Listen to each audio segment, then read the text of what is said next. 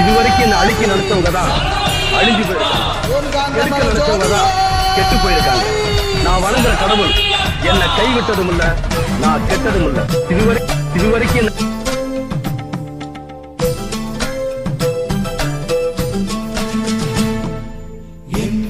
மனமோ ஐயாவுல் அங்கரகம் பகவானே நீ அதிலே நாடும் ஊர்வல மரணம் நாளோறும் உன் அடியோ சொல்லும் ஒவ்வொரு சரணம் அலை மீது உன் செவியில் அது தேனாய் பாய்ந்திடணும்.